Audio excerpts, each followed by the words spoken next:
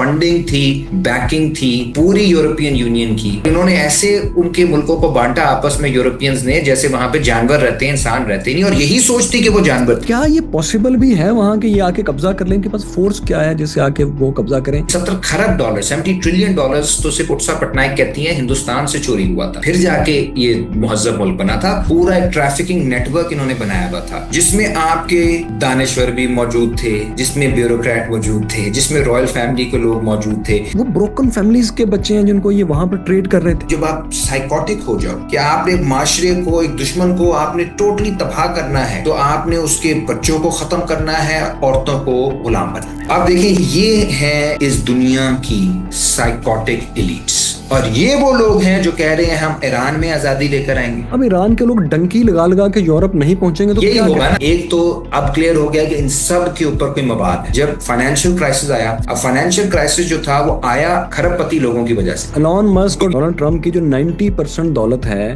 वो उन शेयर्स में है जो कैश नहीं हुए, लेकिन वो जो कैश नहीं हुए उन्हीं से वो ट्विटर भी खरीदते हैं और बाकी काम भी करते हैं। डेल्सी का मैं आपको बात बताऊं कि वो मडूरो से ज्यादा कट्टर एंटी अमेरिकन है तारीखी तौर पे। नेल्सन मंडेला जब रिलीज हुए हैं और खामेनेई के पास आए हैं तेहरान, तो उन्होंने मिलते साथ ही, वीडियो आप देखेंगे ट्विटर पे है, वो मिलते साथ ही कहते हैं my leader, my leader. 3 million document उन्होंने आपके रख लिए हैं कि सर हमला करें, वरना वो 3 मिलियन और भी हैं आपके, वो भी हम रिलीज करें। उनकी स्ट्रेटेजी शुरू से थी कि रीजनल वॉर पर। जिस दिन ये ग्राउंड पे उतर आए तो ये इनका कब्रिस्तान। जब कोई यहाँ का लीडर कहता है कि हम आपसे मुज़ाकरात करेंगे, तो वो उसको यूं समझते हैं कि ये कह रहा है कि जो आप कहोगे मैं मान लूंगा। कितना अजीम होता था मगरिब। सबसे जो अहम सवाल है तीसरी दुनिया के ममालिक के लिए वो आज ये है कि हम इस कॉलोनियल वॉर का मुकाबला कैसे करेंगे। एक ना एक दिन पाकिस्तान और इजराइल की लड़ाई होगी। There are no saints in politics. कैसे हैं दोस्तों? हमारे साथ हैं अम्मार अली जान, हकूक़ खल्क पार्टी के खालिक, उसके चेयरमैन, स्कॉलर, हिस्टोरियन, और अब थोड़ी सियासत भी इन्होंने शुरू कर दी है कई जमातों के साथ मिलकर, क्योंकि अब उनकी मजबूरी भी है सियासत में। उनको वो कहते हैं कि मुझे आना है, और जो मैं ऑब्जेक्टिव हासिल करना चाहता हूँ वो सियासत में आए बगैर हासिल नहीं हो सकते। क्योंकि आप ही ने मुझे एक दफ़ा ये बात कही थी कि सीट पर लाइब्रेरी में बैठ के कार्ल मार्क्स बन जाना और मैदान में आके चे गुवेरा बन जाना, लेकिन मैदान में जाके कार्ल मार्क्स और सीट पर बैठ के चे गुवेरा ना बनना। कैसे हैं सर? शुक्र अल्लाह का, आप सुनाए। बस थोड़े से गमज़दा हैं सारे ही, और जो हालात चल रहे हैं, जो आज हमारी गुफ्तगू भी होगी। बहुत बहुत शुक्रिया बुलाने का फैसला। अच्छा सर, ये अचानक क्या हुआ कि हमने तो पूरी जिंदगी political theory, political philosophy, history of political philosophy में यही पढ़ा था कि डेमोक्रेसीज जो हैं वो जंग की तरफ नहीं जाती, वो ह्यूमनिस्ट होती हैं। और मैं तो इसको मानता हूँ कि ये अगर जो लोग लोगों से वोट लेकर आते हैं वो इतने जंगोइज्म उनमें नहीं होता। लेकिन अब ये क्या हो गया है कि जो डिक्टेटरशिप्स हैं और बादशाहते हैं वो जंगों से अवॉइड करना चाह रही हैं, लेकिन जो only democracy of the middle east है और सो कॉल्ड सबसे ताकतवर डेमोक्रेसी दुनिया की है, सेंचुरीज पर जिसकी हिस्ट्री फैली है, अगर इंडिया को बीच में से निकाल दें तो सबसे बड़ी डेमोक्रेसी वो है, तो ये जंगों की तरफ जा रहे हैं, इतने शौक से जंगें कर रहे हैं और धमकियां देने में फख्र महसूस करते हैं। ये क्या है? फैसल, देखिए, पहली बात तो ये है कि ये सिर्फ जंग की बात अब नहीं हो रही। आयतुल्लाह ख़ुमैनी को शहीद किया, एक लीडर को इस तरह से शहीद करना किसी दूसरे मुल्क के। उसके बाद आपने देखा कि वेनेजुएला के सदर को अगवा कर लिया, गजा के अंदर नासिब लीडरान को मारा, डॉक्टरों को शहीद किया, सहाफियों को शहीद किया, 70,000 से ज्यादा बच्चों को ज़िबा किया। ठीक है जी, ये थी ओनली डेमोक्रेसी मिडिल ईस्ट की, ओनली डेमोक्रेसी जिसे कहते हैं इजराइल। और लाइव ये उनके ये बात रिकॉर्ड पे रहे कि लाइव कर रहे थे वो, ये लाइव टेलीकास्ट हुआ ये पूरा जेनोसाइड। ठीक है, और इसको फंडिंग थी, बैकिंग थी पूरी यूरोपियन यूनियन की, पूरे अमेरिका की, ऑस्ट्रेलिया की, कनाडा की, सारी सो कॉल्ड डेमोक्रेटिक वर्ल्ड। ठीक है जी, और कोई भी इस लेवल की कोई बर्बरियत आपको कहीं और नजर नहीं आ रही होगी। अब मैं थोड़ा सा माजी में चला जाऊं, हिटलर भी डेमोक्रेटिकली इलेक्ट होके आया था, मुसोलिनी भी डेमोक्रेटिक पॉलिटिक्स से आया था, और उन्होंने जो मैसेस का गुस्सा था वो अपने इंटरनल रिफॉर्म करने के बजाय वो सारा उन्होंने कहा कि आप सुपीरियर रेस हो, और एक राइट विंग किस्म की एक एक्सट्रीम फॉर्म ऑफ पॉपुलिज्म करके उन्होंने पूरे यूरोप के अंदर एक जंगी जुनून तारी कर दिया, और फिर जो जेनोसाइड हुई वो भी हमें नजर आती। इससे भी पहले चले जाएं, 18वीं सदी में, 19वीं सदी में जो हिंदुस्तान के ऊपर कब्जा हुआ, जो लातीनी अमेरिका के अंदर पूरी नस्लकुशी हुई, वहां पे लातीनी अमेरिका में यूरोपियंस तो नहीं थे ना, वहां पे तो कोई और लोग रहते थे। वो जो नस्लकुशी हुई, उसके बाद जो अफ्रीका की बंदरबांट हुई, जो बर्लिन कॉन्फ्रेंस हुई 1880s में, और इन्होंने ऐसे उनके मुल्कों को बांटा आपस में यूरोपियंस ने जैसे वहां पे जानवर रहते हैं, इंसान रहते नहीं, और यही सोच थी कि वो जानवर थे। वो भी सारे डेमोक्रेटिक मुल्कों ने किया। और उसकी वजह यह है कि लिबरलिज्म के अंदर, लिबरल डेमोक्रेसी के अंदर शुरू से दो प्रॉब्लम्स रही। एक प्रॉब्लम यह है कि उन्होंने जो सरमायादारी निजाम है, उसके एक तो प्रॉब्लम है कि उसने मुसलसल ग्रो करना है।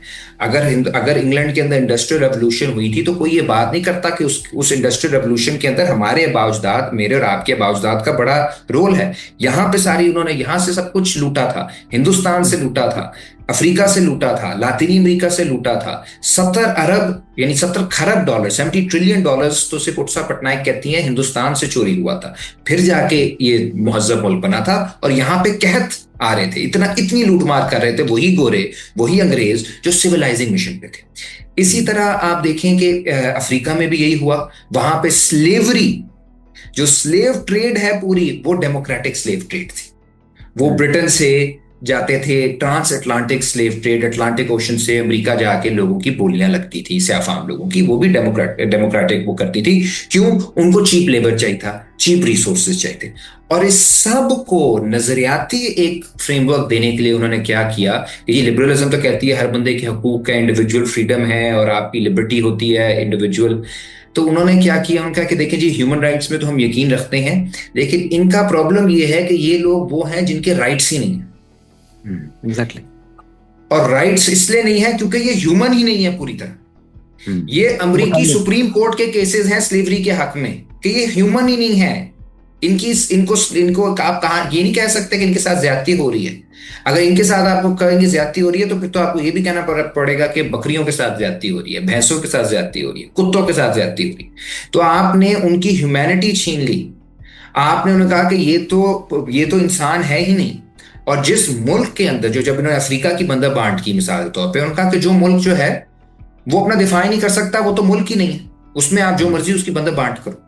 तो उन्होंने इसे कहते हैं एक्सेप्शन बनाई। उन्होंने अपने ही फ्रेमवर्क, अपने फलसफे के अंदर कहा कि हम फलसफा मानते हैं लेकिन ये सिर्फ सिविलाइज्ड लोग के लिए है, ये सिर्फ अंग्रेजों के लिए है, बाकियों को हमने मुहज्जब करना है। और उस चक्कर में जाके उनको जमहूरियत नहीं देनी, क्योंकि अगर ब्रिटिश एम्पायर में जमहूरियत होती तो फिर इंग्लैंड जो है वो पेरिफेरी होता। तो इतना सा मुल्क है, हिंदुस्तान इतना बड़ा था, अफ्रीका इतना बड़ा था। आज जो हुआ है ईरान के अंदर, जिस तरह से लोग को मारा गया है, स्कूल में 100 से ज्यादा बच्चियां शहीद हुई हैं। उन्होंने आयतुल्ला खामेनेई के साथ जो किया है, उन्होंने मडूरो वेस्टर्न कंट्री ने कंडेम नहीं किया। आप जहन में रखें, अभी भी 1 घंटा पहले मैंने देखा, किसी एक ने कंडेम नहीं किया, किसी एक न्यूज़लेट ने ये नहीं चलाया कि ये इसराइल ने हमला किया जिसमें बच्चे शहीद हुए हैं। कुछ ने ये चलाया कि रिपोर्ट आई है कि स्कूल में इतने बच्चे मर गए, हवा में खुद ब खुद मर गए, बैठे हुए थे अचानक मर गए। मारा किसने ये नहीं बता रहे।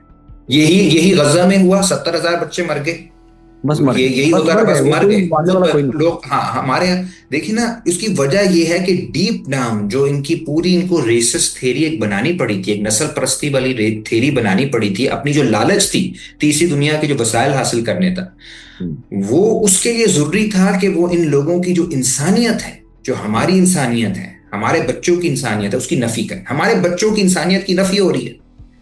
ये आप देखिए ना, इतने बच्चे आप देखें यार स्कूल में बच्चे, उस पे सारा आप 40 साल से कह रहे हो जी औरतों के हकूक, खवातीन के हकूक ईरान के अंदर फंडिंग आ रही है लिबरल एनजीओस को, करोड़ों अरबों की फंडिंग आ रही है कि जी आप औरतों के हकूक के लिए निकलें, आप रैलियां निकालें, आप मार्चेस निकालें, आप सेमिनार्स करें। ये इसमें तीसरी दुनिया में, मुस्लिम दुनिया में औरतों के हकूक नहीं। और जो पहला बम आप गिराते हो ईरान पे, वो आप एक स्कूल पे गिराते हो बच्चियों के, और वहां 100 से ज्यादा बच्चों को। ये है इनकी असलियत, ये इनकी मारूज के अंदर इतनी मजबूरी है कि इन्होंने हर मुल्क पे कब्जा करना है, और फिर उसका जवाब ढूंढने के लिए उन्होंने इंसानों की नफी करनी है। जो एक बच्चा है फलस्तीनी, जो एक बच्चा है ईरानी, जो एक बच्चा है अफ्रीकी, जो एक बच्चा है क्यूबन, जो एक बच्चा है वेनेजुएला, उसकी जान की कीमत बहुत सस्ती है। और अगर अमेरिका के अंदर कोई थ्रेट उन्हें महसूस भी हो तो उन्होंने देखें, एक 9/11 हुआ, उन्होंने पूरा अफगानिस्तान उड़ा दिया, पूरा इराक उड़ा दिया, लिबिया उड़ा दिया, शाम उड़ा दिया, इतने यमन तबाह कर दिया।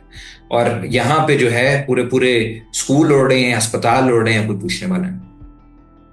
अच्छा, ये बच्चों को मारना ऐसी क्या इनकी मरगूब हॉबी है कि इसराइली कमांडर्स, इसराइली सोल्जर्स बच्चों को किलिंग करते हुए वीडियोस बनाते थे, अपनी फैमिलीज को शेयर करते थे, और ये पूरी वीडियोस प्रोसेस की वो भी अपने सोशल मीडिया पर शेयर करते थे कि देखो हमने 8 साल की बच्ची को मारा है, ये घर जा रही थी हमने उसको मारा है, और बच्चे वालिदैन से पूछते हैं। उसके बाद लाइव इनकी वीडियोस हैं कि लोग इनसे, इसराइल के अंदर बैठे हुए लोगों से, जो फलस्तीनी बच्चे हैं वो लाइव बात करते हैं और उन पे थूकते हैं।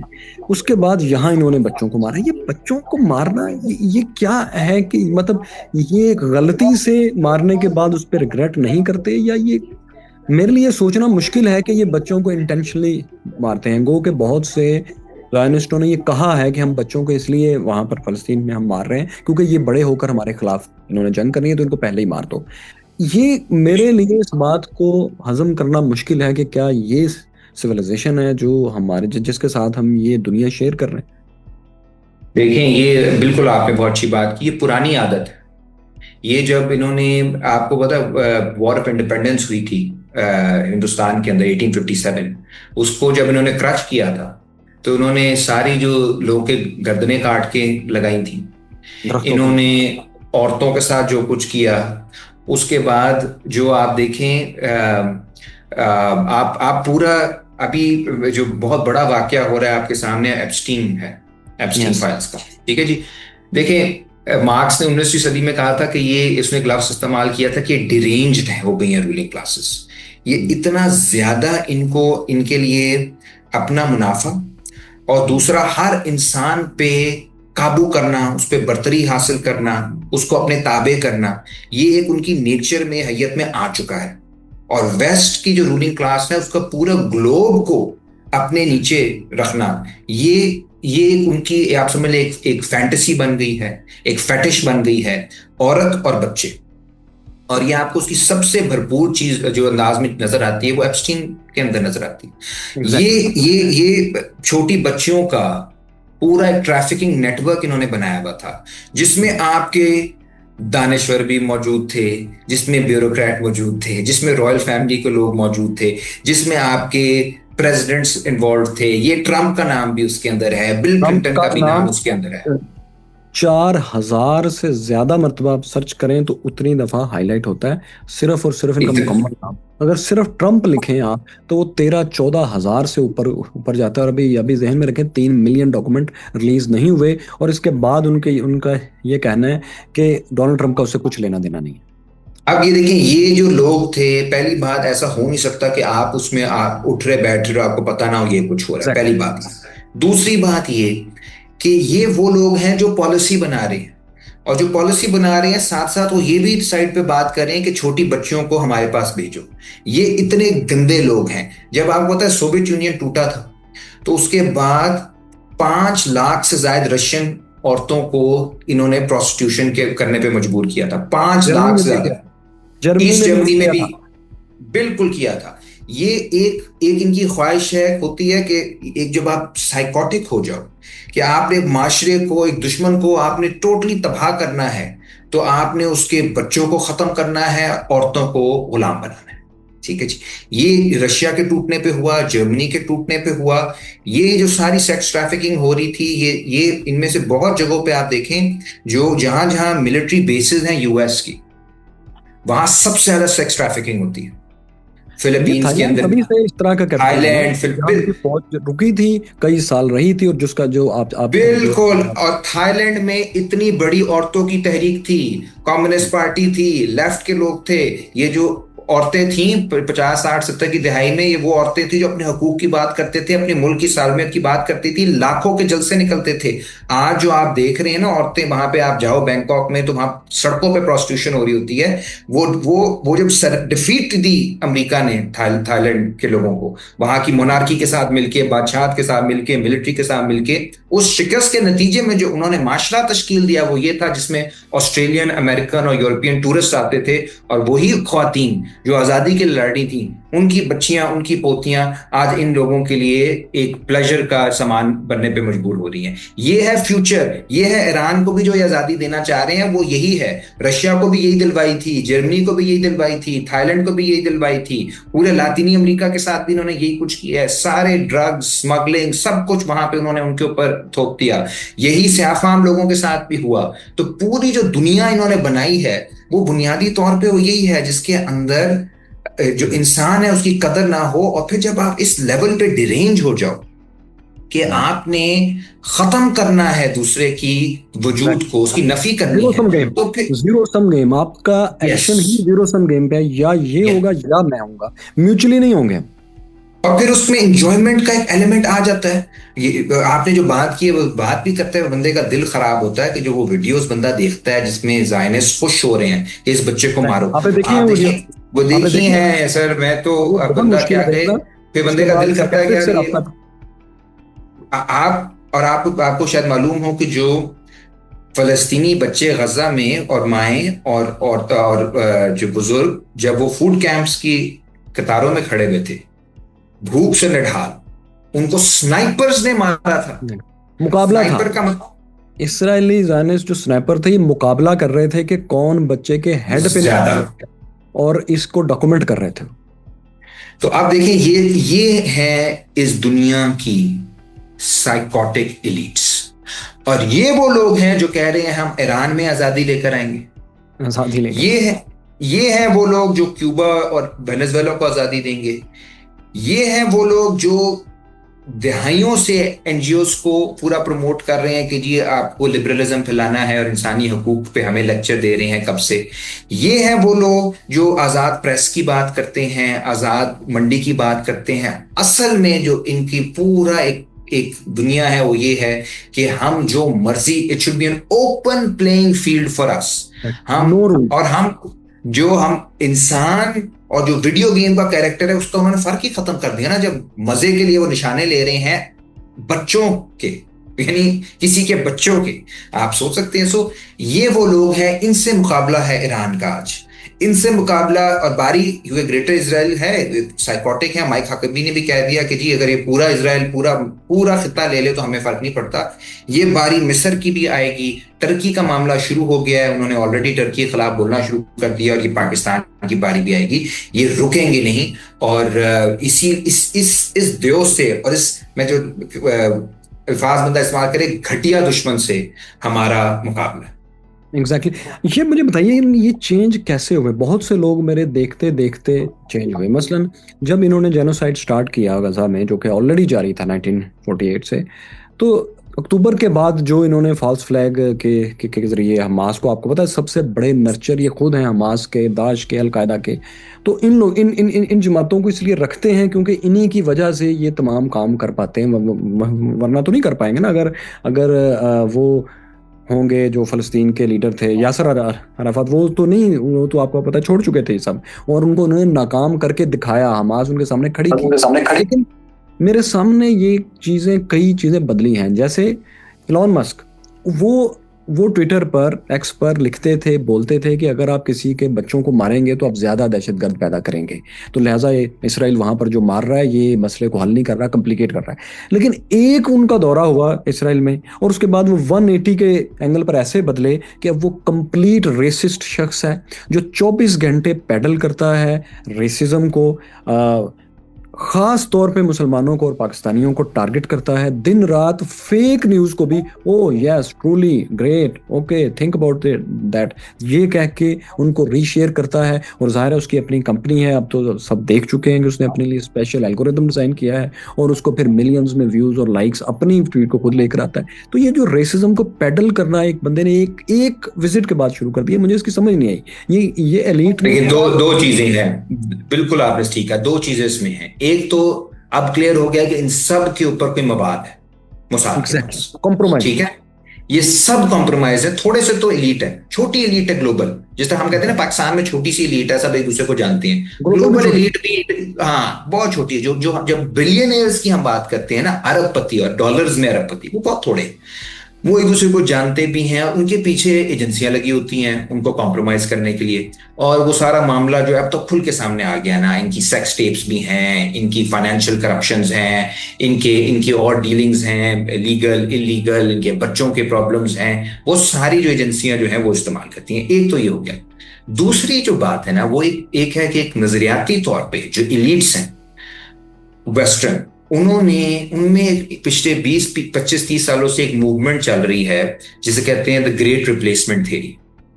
अब वो थ्योरी ये है कि जी हम सीरियस नहीं इस बात को ले रहे, लेकिन आहिस्ता आहिस्ता जो वेस्ट के डेमोग्राफिक्स हैं वो कम होते जा रहे हैं, उसमें उसमें जो सफेद लोग हैं, गोरे लोग हैं, वो कम होते जा रहे हैं। ठीक है जी। अब वो उसकी वजह से माइग्रेशन क्योंकि ज्यादा हो रही है, अब उसमें एक बहुत बड़ी वजह यह है कि आपने पाबंदियां लगा के और फ्री ट्रेड करके और बम गिरा के उन मुल्कों की मईशत तबाह कर दी है, तो वो ज़ाहिर है फिर यूरोप की तरफ ही जाएंगे। अब जो ईरान में इन्होंने किया है, अब ईरान के लोग डंकी लगा लगा के यूरोप नहीं पहुंचेंगे तो यही क्या होगा ना। क्या करेंगे? करें? अफगानिस्तान के लोग बेचारे क्या कर रहे हैं, इराक के लोग क्या कर रहे हैं, शाम के लोग क्या कर रहे हैं, लिबिया के, आप खुद ही यूक्रेन के ये साथ क्या हालात। यूक्रेन का यूक्रेन को भी यही क्राइसिस इनका पैदा किया हुआ है कि इन्होंने बिल्कुल उसको बिल्कुल। डिवाइड ही इस तरीके से किया। उसके बाद उन्होंने नेटो को जैसे अच्छा, फैलाया, मैं एक मजे बता, यूक्रेन वालों को इन्होंने वेलकम किया क्योंकि वो गोरे थे, यूरोपियन, ठीक है। वेलकम बाकी किया, लेकिन अब तंग पड़े हुए हैं। जाहिर है वो भी होगा, आई एम श्योर। लेकिन बात यह कि जो उनको डर है कि जो अमेरिका में लातीनी अमेरिकन जो है ज्यादा, और यूरोप के अंदर मुसलमान। देखिए यूरोप जो है वो बहुत छोटा है, एज अ कॉन्टिनेंट बहुत छोटा है, और 16वीं 17वीं सदी की सारी कहानी है कि ये एक्चुअली इतना बड़ा एक ताकत बनना शुरू करता। उससे पहले तो ये इसका वो लेवल नहीं था जो अब जो इसकी टेक्नोलॉजिकल सुपियोरिटी है। So this is a very recent phenomena. उन्हें लग रहा है कि जो डेमोग्राफिक शिफ्ट्स हैं उसमें एक तो यह है कि वो बच्चे कम पैदा कर रहे हैं, दूसरा ये है कि बाकी मुल्क जो तबाह हो रहे हैं और फिर बच्चे भी ज्यादा पैदा हो रहे हैं।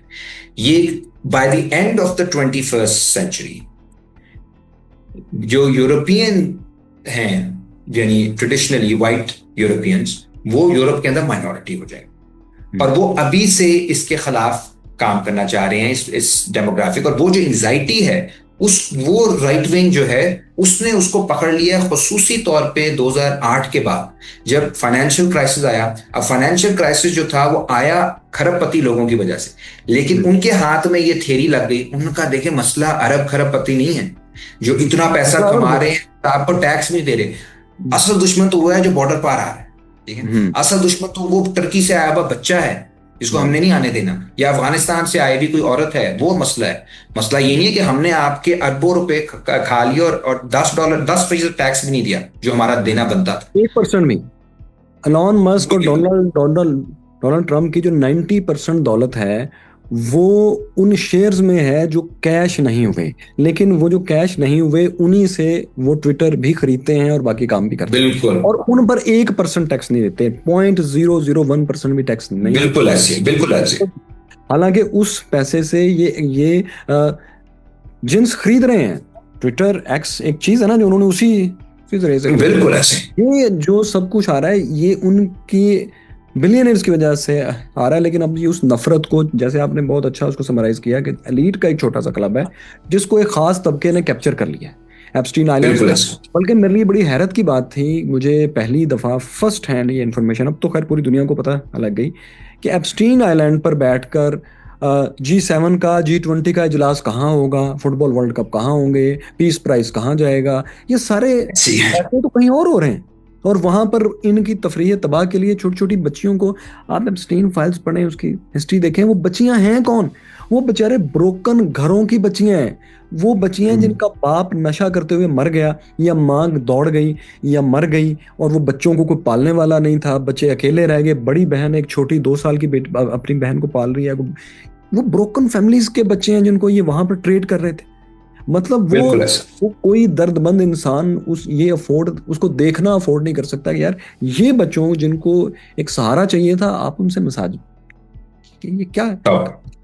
तो मैं ये डिस्कस्टिंग एलीट है, डिस्कस्टिंग तरीके से दुनिया को चला रहे हैं। और इन्होंने जो ये रेसिज्म है, ये इनके पास वाहिद हल है लोगों का गुस्सा जो है उसको डाइवर्ट करने का, लोगों को दूसरी तरफ यानी एक तरह से उनका उनका ध्यान लगाने का।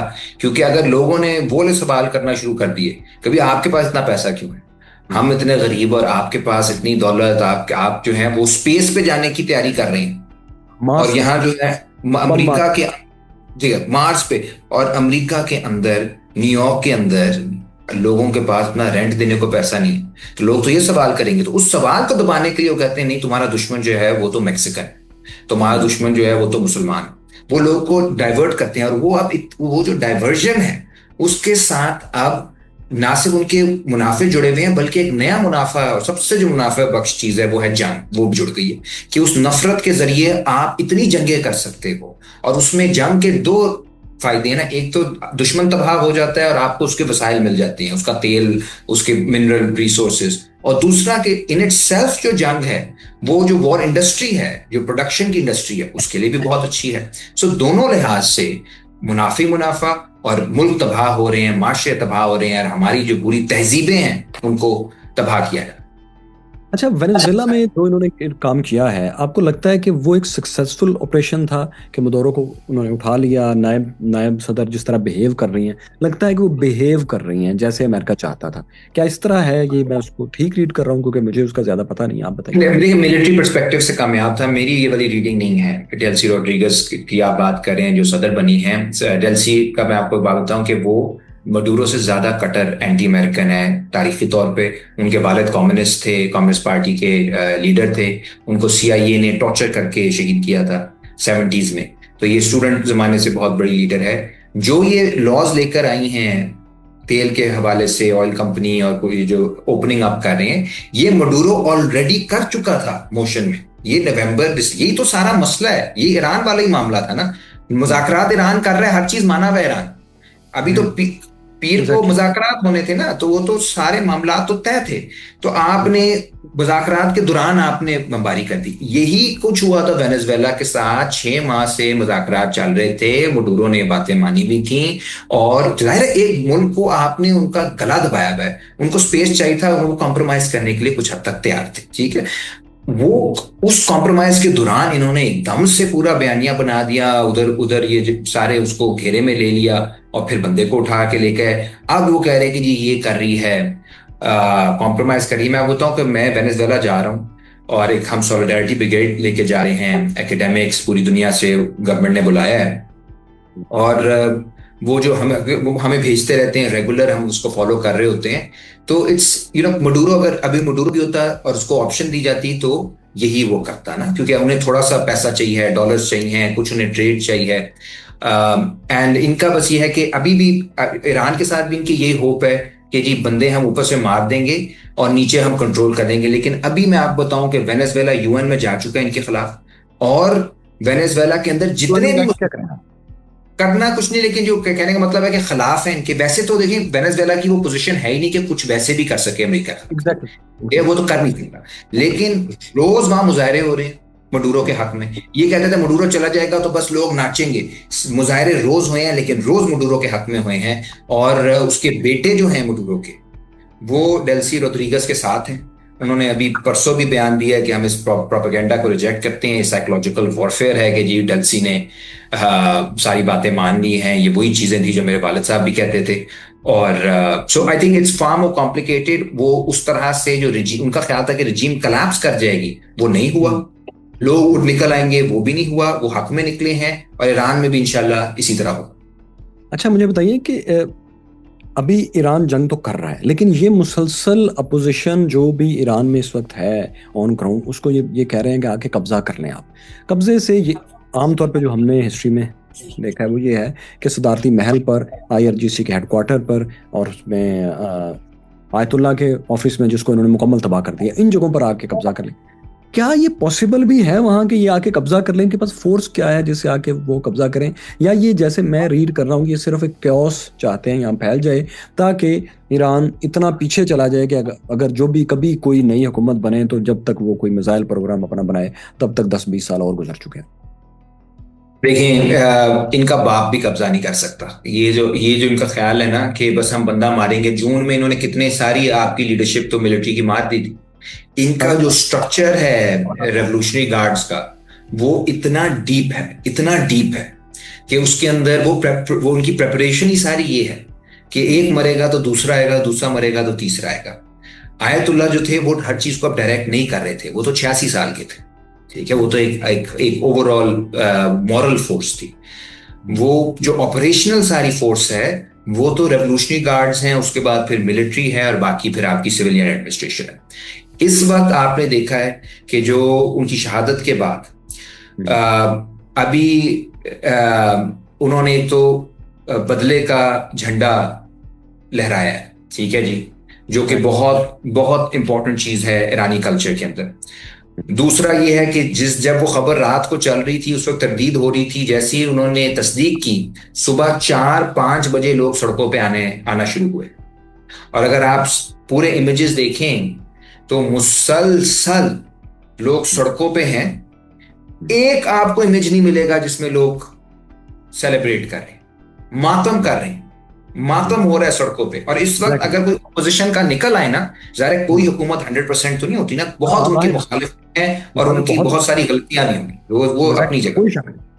लेकिन इस वक्त अगर कोई शख्स निकलेगा ना बाहर सेलिब्रेट करने और रियासत खत्म भी हो जाए, लोगों ने पकड़ के उसको उसकी फैंटी लगानी। यही तो चाह रहे हैं, मेरी रीडिंग ये है कि यही तो चाह रहे हैं कि लोग फैंटी लगाएं, लोग लड़े आपस में। नहीं, लोग निकलेंगे ही ना, लोग स्टूपिड नहीं है ना, लोगों को ऑपोजिशन को पता है इस वक्त सेंटिमेंट क्या है। इस वक्त सेंटिमेंट है कि ईरान पे हमला हुआ है, सेंटिमेंट है कि हमारा मुल्क अंडर अटैक है। जब हम कितनी तनकीद करते हैं पाकिस्तानी स्टेट पे, हर वक्त तनकीद कर रहे होते हैं। जब हिंदुस्तान ने अटैक किया था, कोई अगर निकलता उस वक्त क्या है कि जी मोदी बहुत अच्छा कर रहा है, तो उसको चपेड़े ना लोग लगाते। उसने निकलना ही नहीं था, किसी ने कोई निकला भी नहीं, ठीक है जी। वो तो लोगों में सेंस होती है ना कि बाकी चीजें अपनी जगह, but if you not stupid, चंद लोग तो बिल्कुल खैर स्टूपिड होते हैं, लेकिन अगर आप बिल्कुल स्टूपिड नहीं हो तो आपको इतना पता होगा कि ये जो जिस चीज की सजा उससे मिली है खामेनाई को, वो उसको जमहूरियत, इंसानी हकूक, औरतों के हकूक की वजह से नहीं मिली। वो तो फिर स्कूल में बच्चों को तो शहीद ना किया जाता, उसको सजा ये मिली है कि वो जो सालमियत है ईरान की, उसके ऊपर सौदाबाजी करने के लिए तैयारी था। इसके अलावा कोई किसी चीज के ऊपर सजा नहीं मिली। ये सजा मिली है ईरान को, ये सजा मिली है ईरान की सालमियत को, ये सजा मिली है ईरान की डिग्निटी को, जो हमेशा से रही है बाकी मुल्कों के मुकाबले में उनका जो रोल रहा है। और उनका रोल, मैं थोड़ा सा एक इस पे बात भी कर दूं खामेनाई पे, कि लोगों को मालूम नहीं है कि ये सिर्फ स्पिरिचुअल लीडर नहीं थे, ये 80s में फ्रंट लाइंस में लड़े हैं ईरान इराक जंग में। ये intellectually, morally, materially Nelson Mandela की जो अफ्रीकन नेशनल कांग्रेस थे उसके बहुत बड़े हमायती थे, उसको फंड करते रहे। उनके जो कैंप्स थे उनको फंड करते रहे, उनका एक आर्म्ड विंग था उसको फंड करते रहे।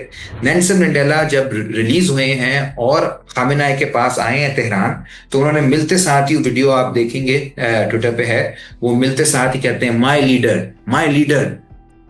इतना बड़ा आदमी वो खामेनाई को कह रहा है माय लीडर। दूसरे किस बंदे को उन्होंने कहा था? फिडेल कास्ट्रो। यासिर अफराद का भी उन्होंने शुक्रिया अदा किया था, कजाफी का भी उन्हें शुक्रिया अदा किया था। जिसका शुक्रिया अदा किया था वो उसके खिलाफ था अमरीका। कजाफी को भी शहीद कर दिया, इसको भी शहीद कर दिया। अब देखें, ये साउथ अफ्रीका में था। फिर जब सारी दुनिया घुटने टेक रही थी, पूरे 90s सारी दुनिया घुटने टेक रही थी, रूस ने घुटने टेक दिए, जर्मनी ने घुटने टेक दिए, ऑस्लो अकॉर्ड्स हो गए, सब कुछ खत्म हो रहा था कि अब जो यूनिपोलर वर्ल्ड है, जो उनका दिल किया ये करेंगे। उस वक्त लेबनान के ऊपर हमला हुआ 2006 में, तो किसने मदद की? हिजबुल्लाह की, खामेनाई ने। फलस्तीन की किसने मदद की? खामेनाई ने। IRA की किसने, रिपब्लिकन जो आयरिश रिपब्लिक है उसकी किसने मदद की? खामेनाई ने। क्यूबा के ऊपर, जो क्यूबा के साथ ट्रेड की और वेनेजुएला के साथ ट्रेड की, मुश्किल तरीन हालात में जब सैंक्शंस लगी हुई थी, किसने की? खामेनाई ने। तो वो एक थर्ड वर्ल्डिस्ट था, थर्ड वर्ल्डिस्ट लीडर था उस टाइम पे जब थर्ड वर्ल्डिज्म खत्म हो रहा था, यूनिपोलर वर्ल्ड थी। आज हम मल्टीपोलर वर्ल्ड की तरफ जब बढ़ रहे हैं तो उसका विजन हमें नजर आ रहा है। उसको सजा मिली है जो मल्टीपोलर वर्ल्ड के साथ जुड़ा हुआ था। उसका जो आखिरी दौरा, आपको पता है वो मुल्क से बाहर नहीं सफर करते थे आयतुल्ला बनने के बाद, लेकिन जो आखिरी दौरा था आयतुल्ला बनने से पहले वो चीन का था, बीजिंग का था। चीन के साथ उनके करीबी ताल्लुकात, रूस से उनके करीबी ताल्लुकात. He was part of the axis of resistance and not just part of the axis of resistance, he was the brain behind the axis of resistance. तो वो पूरा जो बन रहा था मल्टीपोलर दुनिया, ये उसका की एक फिगर था. और इनकी जो शहादत है, ये हमला है उस मल्टीपोलर दुनिया पर, उस यूनिपोलर दुनिया का जो अब डेस्परेट है, जिसको पता चल रहा है कि वो ज़वाल पजीर है, उसकी मईशत नीचे जा रही है, उसके जो अखलाकियात है ख़त्म हो रही हैं, उस पर दुनिया थू थू कर रही है, लेकिन उनके पास मिलिट्री पावर बहुत है, तो वो बदमाशी से पूरे पूरे माशरे को तबाह कर रही हैं. इसलिए जो लोग इस सारी चीज़ को इस लिहाज से देख रहे हैं जी, कोई थोड़ा सा अच्छा भी होता है, बुरा, आप लोग इतनी तारीफ क्यों कर रहे हैं, मेरे पे मिसाल तो तनकीद किया, आप लेफ्ट के, आप खामेनेई की तारीफ क्यों कर रहे हैं, he was no saint. There are no saints in politics. There are no saints in politics. Politics के अंदर constraints होती हैं, उसके अंदर आप एक्ट करते हो. जिन कंस्ट्रेंट्स के अंदर ईरान ने एक्ट किया है कि उनके ऊपर सैंक्शंस लगी हुई हैं, उनके ऊपर असैसिनेशंस हो रही हैं, उनके ऊपर कू करने की अटेम्प्ट्स हो रही हैं, उनको डिमोनाइज किया जा रहा है, उन कंस्ट्रेंट्स के अंदर जो जिंदगी उसने गुजारी, उसमें कई गलतियां थी, लेकिन जिस तरह से उसने एक एक्सेस ऑफ रेजिस्टेंस बिल्ड किया और जिस तरह से वो शहीद हुए, वो हमारी तारीख के जो इस वक्त एक नई पूरी दुनिया बन रही है, उसके सिग्निफिकेंट एक हिस्टोरिकल फिगर बनेंगे.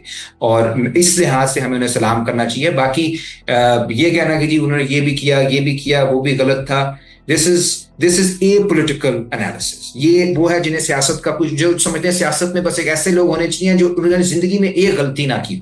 ऐसा नहीं होता, ऐसा नहीं होता. This is purity fetishism.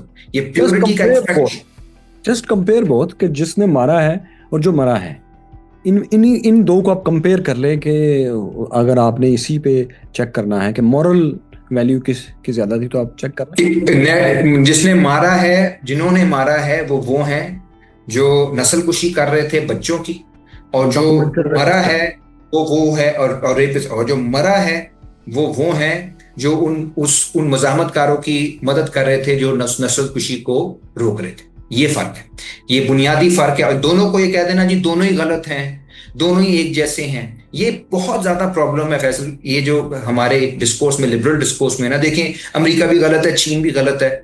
यार ठीक है, गलतियां दोनों में हो सकती है, दोनों बराबर है. देखिए चाइनीज इंपीरियलिज्म भी है, चाइना इस तरह सदूर को अगवा कर रहा है, लोग असैसिनेशंस करवा रहा है, नस्ल कुशियां करवा रहा है. मतलब लोगों का जो एनालिसिस करने का तरीकेकार है ना, कहते हैं बस या तो एक परफेक्ट हो, फिर हम कहेंगे कि ये बेहतर है, या फिर सब एक है. दिस इज होमोजेनाइजिंग, जिसे हम कहते हैं कि जी आप हर चीज को एक कर दो, फिर तो पॉलिटिक्स ही खत्म हो जाती है. फिर आपने फैसला क्या करना है, सभी गंदे हैं, सब अच्छे हो नहीं सकते. अल्लाह अल्लाह करो भाई, तुम सियासत पे कमेंट क्यों करते हो, तज्जिया क्यों करते? तज्जिया तो ये है कि इन बारीकियों के अंदर देखना कि क्या सही है क्या गलत. अच्छा, मुझे ये बताइए कि अब इन्होंने जंग तो शुरू कर दी है, अब ये फेस सेविंग कोई ऐसी बड़ी है नहीं इनके पास, अमेरिका के पास, कि यही है ना कि कैओस छोड़ के किसी वक्त भी चले जाएं, क्योंकि उनको किसने पूछना है, मॉरल वैल्यूज वैसे ही खत्म कर चुके हैं. तो आपको क्या लगता है कि ये कितनी देर तक ये मुसलसल बमबारी रखेंगे? क्योंकि इसराइल मुसलसल ये बात कर रहा है कि हम हफ्तों तक मुसलसल बमबारी रखेंगे, हजारों हम टारगेट्स को हिट करेंगे, मुसलसल ये कह रहा है, अमेरिका भी यही कह रहा है. तो जाहिर है ये बमबारी से तो, आसमान से तो गवर्नमेंट तब्दील नहीं होनी, जमीन पर ये आने को तैयार नहीं. तो ये कहाँ तक जाएगी ये लड़ाई? देखिए यही बिल्कुल आपने जो कहा, यही एक तजाद है इस वक्त, जो प्रॉब्लम है सुन्नी और साम्राज्यिक हुकूमतों के लिए, वो ये है कि ईरान जो है उसके अंदर अब रेवोल्यूशनरी गार्ड्स ने एक तरह से कंट्रोल ले लिया आज. ठीक है जी, जाहिर है, क्योंकि अब तो टोटल उनकी जो स्ट्रैटेजी है वो अब जाएंगे, उनकी स्ट्रैटेजी शुरू से थी कि रीजनल वॉर करें, क्योंकि जो रीजन है वहां पे जो स्ट्रेटेजिक डेप्थ है ईरान की वो बहुत ज्यादा है. आपने देखा पाकिस्तान के अंदर भी, कराची में क्या हुआ, ठीक है. अभी तो आप देखेंगे जगह जगह इनके लोग बैठे हुए हैं, हूतीज भी हैं, इराकी मिलिशियाज भी हैं, आपके बहरीन में है. और मैं आपको एक और बात बताऊं, हो सकता है ईरान में रजीम चेंज ना हो, बहरीन में हो जाए इसी दौरान. ठीक है, जो वहां पे हालात है ना, लोग तालियां बजा रहे हैं जब उनके ड्रोन आके हमला कर रहे हैं ईरान की.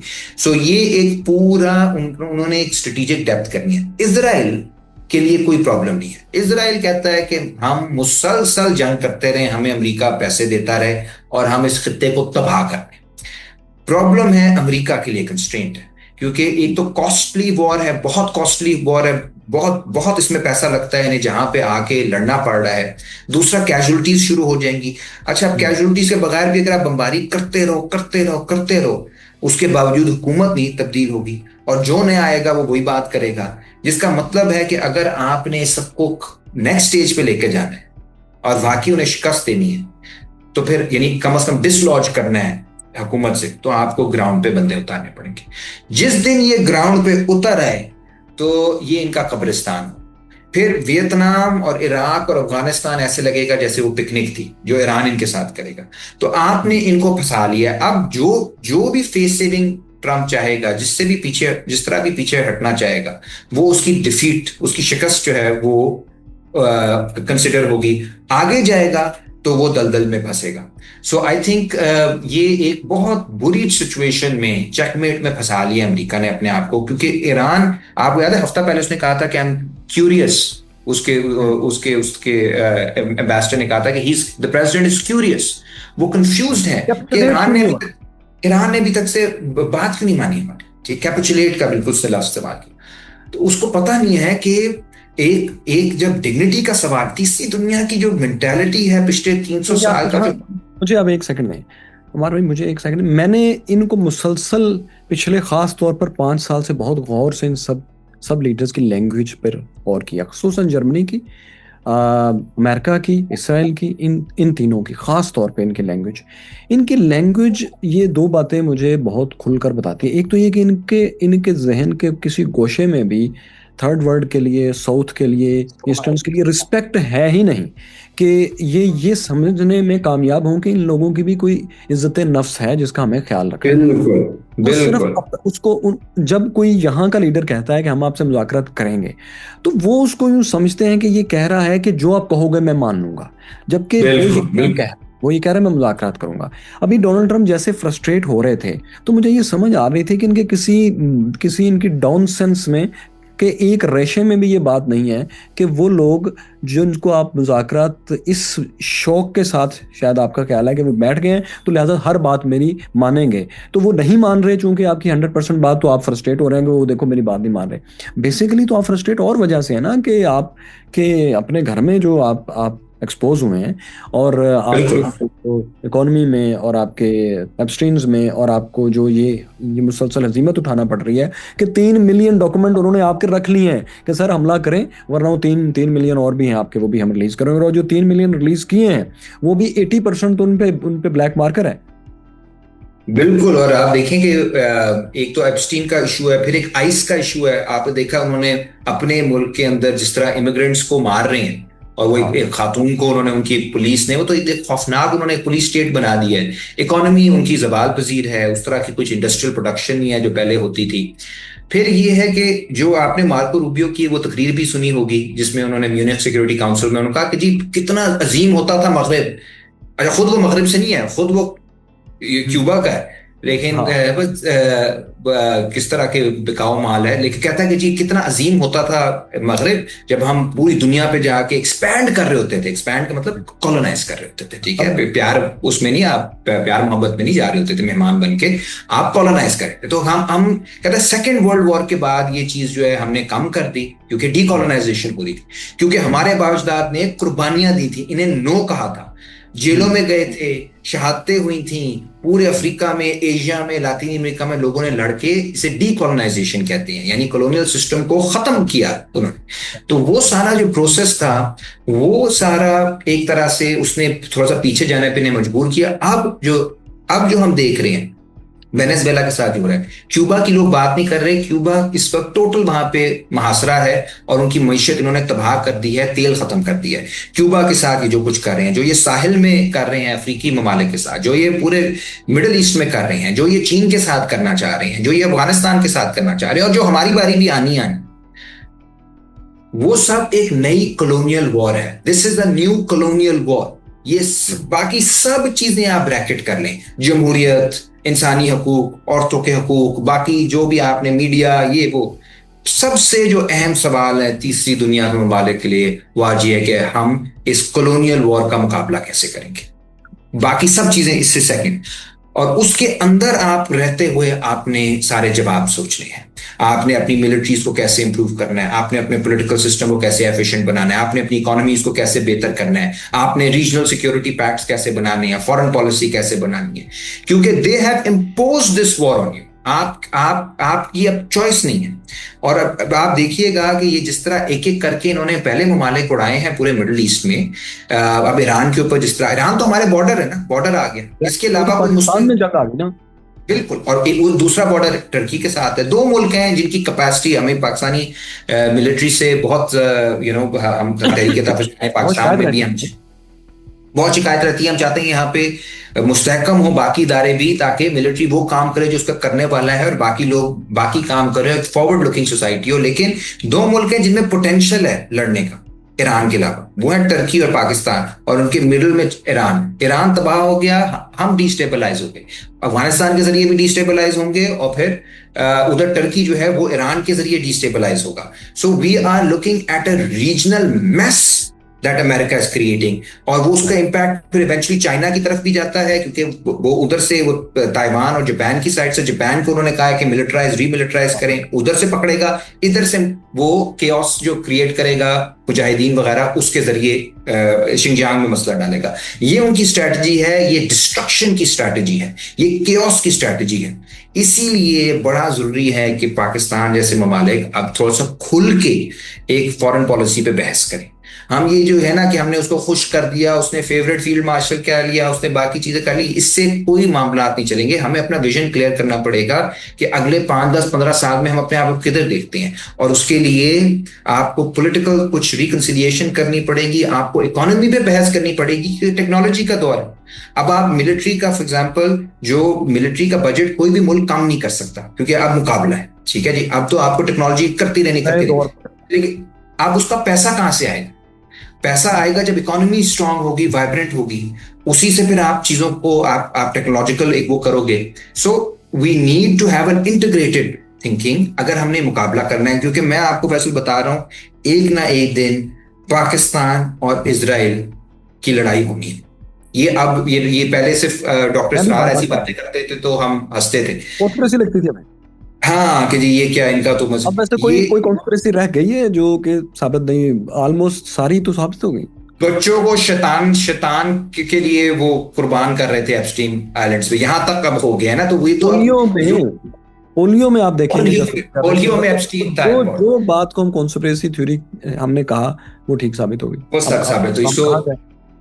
सो आई थिंक हमें एक तो ईरान की जीत की दुआ भी करनी चाहिए, जो हम इनको डिप्लोमेटिक सपोर्ट दे सकें वो भी देनी चाहिए, और अपने आप को भी अब ग्लोबल साउथ के साथ जितना हम जोड़ सकते हैं जोड़ें।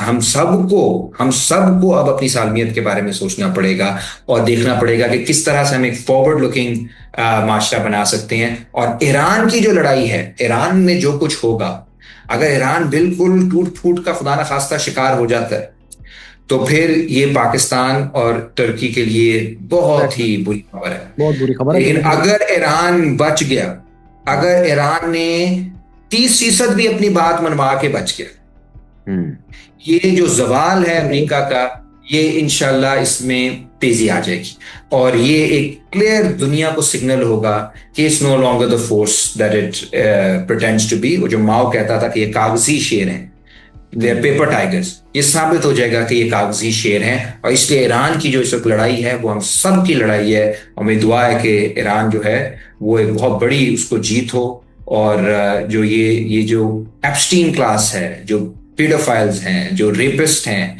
बच्चों के कातिल हैं, उनको एक वो इबरत का निशान बने। और आई थिंक ईरान की अवाम ने जिस तरह से रिस्पॉन्स दिया है खमेनाई की शहादत के बाद, मुझे उम्मीद है कि ये लड़ेंगे, एंड तक लड़ेंगे, और हमें उनसे सीखना चाहिए। And we should start preparing. हम ये छोटी छोटी चीजें, अगले हफ्ते क्या होना है, अगले महीने क्या होना है, IMF क्या कह रही है, ये छोड़ें, लॉन्ग टर्म देखें कि हमने आजाद मुल्क कैसे बनना है, क्योंकि these are very dangerous times and we have to be prepared. बहुत शुक्रिया मारली जान भाई। और मैं आपसे एक रिक्वेस्ट करना चाहूँगा कि जब आप वेनेजुएला भी अभी पहुँचें, अगर वहाँ इंटरनेट दस्तयाब हो और आपके पास टाइम भी हो, तो वहाँ से एक दफ़ा आप हमारे साथ छोटा सा लाजमी। बहुत शुक्रिया, टेक केयर। थैंक यू, खुदा हाफिज़। थैंक यू दोस्तों, आपका देखने का शुक्रिया।